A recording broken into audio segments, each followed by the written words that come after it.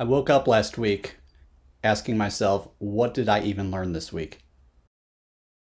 Guys, welcome back to Nate's Learning Nuggets. This is where we take a look at all of the things that happened over the past week, and then I say, what's that one thing that I learned that I need to share with each of you? So today we're going to be looking at side lighting. So as an AVL production director, I'm dealing with a lot of lighting design all of the time, and side lighting is a component that I knew the concept of a while back, and I have to give some credit to a bunch of friends of mine for sharing this with me. But this was the opportunity this past week that I had to really explore this further and really get to enjoy the benefits of side lighting in my lighting design work. So let's take a look.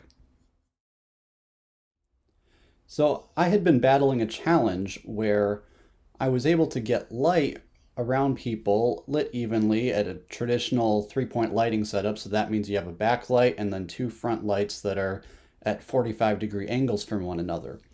Well, what side light does helps to fill in these areas here. Helps to fill in these shadow areas that you just can't get a good wraparound with other conventional 3-point lighting. Sometimes you can add in foot lighting, so that lights up under the chin area. And then sometimes you can add in some top light that lights up the hair a little bit more. Your backlight's got your shoulders area. But side light is really cool because it allows me to create a nice dramatic effect without washing everything out like crazy. So we're going to take a look at two pictures here. The first one is without side lighting, and the second one is with side lighting.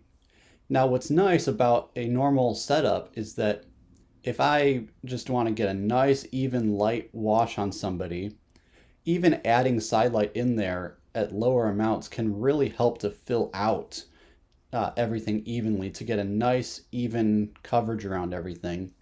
One thing that I learned through this was that it's not about light intensity. It's not even about just having a couple of key 45-degree light angles or whatever. It's about having enough angles of sources around to really treat your camera well.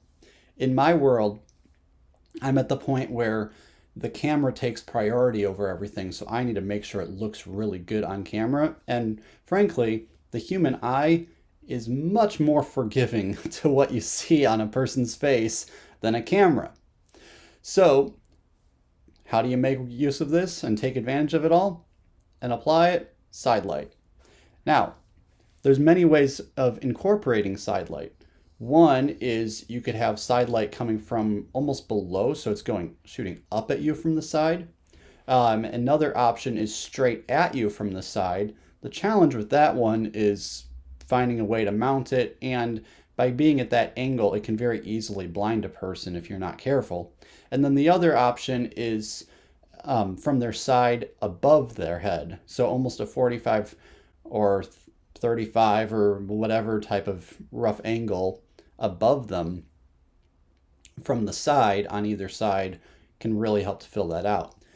What's really cool about this is that say you want to create a nice dramatic effect, you really only need to put in some side light and maybe a backlight and you're done. You don't need to worry about all of the other lighting components in place. You're still getting a good coverage of everything. The other benefit is that it just gives a lot more options in terms of getting nice wide coverages of everything, because anytime you shoot a light on somebody from any direction, it's going to create a shadow. Well, I'm always going to have those shadows to deal with. There's no question about that. The real question is, how do I handle those? So instead of just pumping a ton of lumens of light at somebody, I'm going to go ahead and get a wide amount of lights surrounding that person so that what shadows are created by one light is going to be counteracted by an opposing light, etc. from there. So that's a lot of what I learned this week dealing with side light. Let's take a look again at these two pictures of comparison. So this first one is without side light, and you can see how that shadow is there, how the person's just the picture in place isn't really popping out fully. And then in the second picture, we get to see how it is. There's a little bit more color in there. It pops out a little bit more.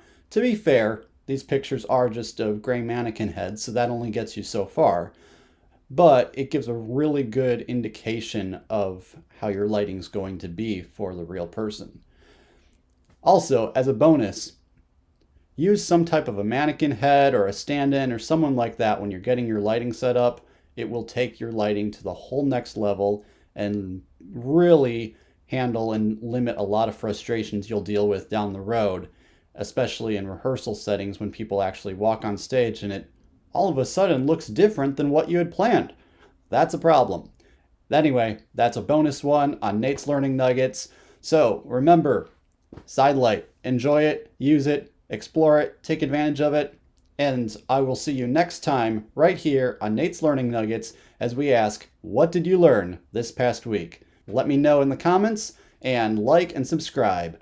See you guys later.